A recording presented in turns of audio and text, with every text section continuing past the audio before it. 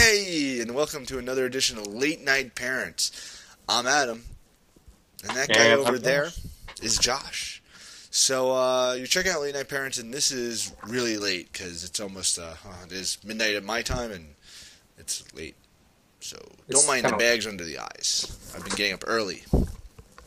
You might wonder why I've been getting up early, and that's because it's back to school time. So back to school time means that we've changed my son's sleep schedule, so he now wakes up at 6:45 in the morning, which might seem very late to Josh, and we'll talk about that in a minute. But back to school time means it's time to drop the kids off at school, get them ready for preschool, at least in my house, because I get a preschooler. So the day after Labor Day in New York is kind of a fascinating event. It's like the running of the bulls in Spain. It is incredible. What it is running for kindergarten. It is the day that I take my homework of all this great stuff. You see this? These are books. See, if you look at perspective next to my face, it is huge amount of books and reading and thousands of pages.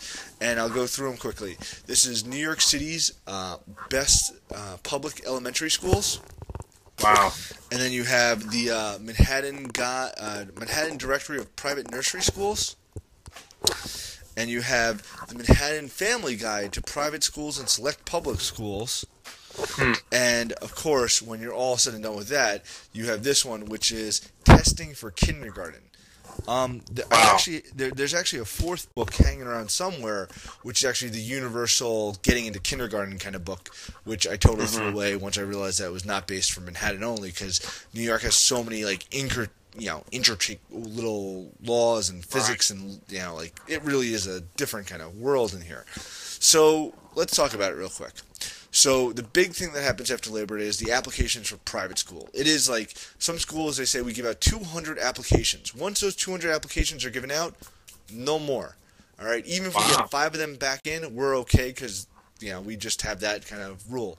The other thing is that the best part about this is siblings have first preference. So if you have an older child, like say a 10-year-old, and 10 years ago it might not have been this hard as it is now, that you have 3 kids later, you're going to get your kid into that private school automatically. Like they're in. Sibling law. So that's really kind of fascinating. So then you're really talking about that these classes that have 18 spots, and if they have a 2s program or a 3s program, kind of go into that 4s program automatically, which is pre-K.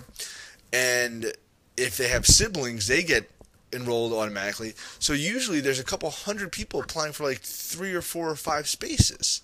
So you can imagine the joke that this has become in New York City. Now, the other thing is public schools, which is one of those books there. Now, Manhattan, even though it's a big place of 8 miles, which might only sound like Main Street in your community, there's actually like dozens and dozens of school zoning. There's school zones, there's school districts, so like there's like Zone 7, which is most of the Upper East Side, all of, kind of all the way down to the Lower East Side, over to, the West Side, and down all the way to Battery Park City, which is kind of Zone 7. But then inside of that big, large zone, there's these little districting. It's based on population. And these little zones are like different blocks. It's like 10-block radiuses, and some zones have pre-K, some don't have pre-K, some are only K through 12. Everything is K through 12. But then it depends on how good is the school in that zone. So we're now trying to figure out we're going to apply to some private schools, we're going to apply to some public pre-K, and we might apply by moving. And the more you kind of talk to people, you kind of find what the scam is around the city, which is some people will use their home address to register, some people kind of change their address to their work address because they're there as much as they are at home. But their thing is that their work address usually is in a better location. So they get to then take their kids into school every day and say, hey, look, you're going to a much better school by being in this the work zoning area. So that's kind of been like a scam that I've heard that people do. But some people use friends' apartments to register their kids and just like get the mail there because it's New York City, so it doesn't really get into that way. But it's a really fascinating time in New York. And the big news on my part is that on Wednesday we actually drop off at Mark at pre-K nursery school. I guess would be the right term, nursery, for the first time. It's not pre-K. Pre-K is next year. It's nursery. So really, really looking forward to that. And before then, tomorrow is his first time there. He's going to first swim class. So swim class That's cool. tomorrow, and then pre-K, and then nursery, and then applying for pre-K, which is going to be fun. Wow, well, busy week over there. It's yeah, it's interesting the political kind of movement you have going over in New York City. We California, of course, has its own politics, but clearly not like New York City. And we're not even thinking about pre-K. And I don't have a ton of books, and I guess we don't. We're not dealing with that just yet. Well, you're So kind of I dealing think with pre-K because you started pre-K already. You're California, so like you didn't start after September. You didn't start after Labor Day like we did. We're starting like a week or two after Labor Day. You're already yeah, in the thick of it. we start.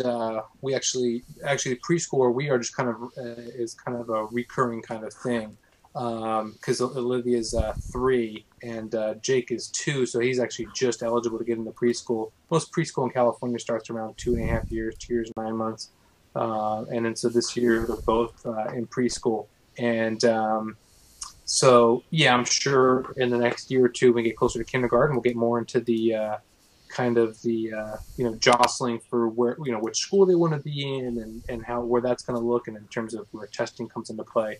Right now they're kind of in a preschool daycare mix kind of thing right now. So they're just being introduced to the educational system. They're being introduced to a more formal structure around education. When I say more formal, I mean more formal than what they had before because they had a nanny at the house. So they weren't getting any kind of formal educational structure.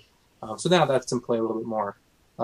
So yeah, we started school 2 weeks ago, and that was a huge transition for us. I know you mentioned that you get your son up. You get I think you get up. He gets up at 6:45. Yeah, Is that right? he's Yeah. now waking up at 6:45. He's actually been waking up a lot later. So, Okay. we kind of had him on the summer schedule, and now we're moving him to the fall back to school schedule, which is going to All be right. getting up somewhere at 7, so he's ready to go and has that earlier nap if he needs a nap, and then, yeah, it's been an interesting transition for sure. Yeah. So we're and I'm sure that's really early for him and for you guys as well. We're actually out of the house at 6:30 with both kids. Both my wife and I work, and we have kind of early schedules, and so it forces us to be out of the house, all of us out of the house by 6:30. So it's kind of that's been a huge, I think, probably the biggest transition for us. Of course, it's hard dropping them off because there's that big emotional kind of pull of them not wanting to be there and kind of the detachment issue. But just logistically, getting both of them ready, we have to get their school lunches ready the night before, and their backpacks ready and their clothes ready because they wear these overalls for preschool, these kind of like a uniform sort of thing for preschool. So it's a big logistical kind of thing getting ready for preschool. So that's probably like our biggest kind of transition for us outside of the emotional thing of just dropping them off. So and it will be interesting to see how you what your take is once your son gets into school next week or this week. Yeah, I think Mark is definitely a different transition. He's kind of like kind of put him down and he goes nuts anywhere, like and not nuts in a bad way, just like he goes anywhere. He doesn't have that like I Right. need to be but mom and dad. It's like part of the problem Mm-hmm. that we have with him is that he is so personable with other people that he's one of those kids that could easily like just wander off and be fine and totally like on his own playing out and not needing anyone to look upon him. And then you turn around and be like, where's the kid? Oh, he went off with that Right. other family and they really liked him, so they just took him. So, he's one of those personalities that is really easy to adapt, and he doesn't really. I don't think Mm-hmm. it's going to be a big problem. I think it's going to be more of a problem for my wife than my son. We'll see. Yeah, I can see that. It's definitely an emotional kind of thing. I think you don't really think about it until you're in the thick of it and you're seeing them go. And it's easier, of course, when they, when they just leave and they're there and they're happy to be there. It's a different mess when they're screaming for you not to leave and that they want to go to work with you and begging you Yeah, not to leave. yeah. I So won't have that issue. yeah, And, hopefully and, we'll have. and like once again, like it's not a. I'm not doing a full time program. I'm doing the afternoon. He's going from like 1 to 4:45, so it's never going to really be that bad. Right. And then he comes home and he's like into dinner mode, and I'm home like an hour or two after that anyway, so Right. should be easy enough. So Should be. yeah, looking forward to it. So what's going on with your kids? How's school going back for them? Are you into the thick of it? Are you just starting out? So we kind of want to hear what your kids are doing. So leave a comment and write back. And otherwise, you can check us out on latenightparents.com, and you can follow us on Twitter at latenightparent. We left the last S off for savings, like it should be. And you can find us on Facebook at facebook.com/late night parents.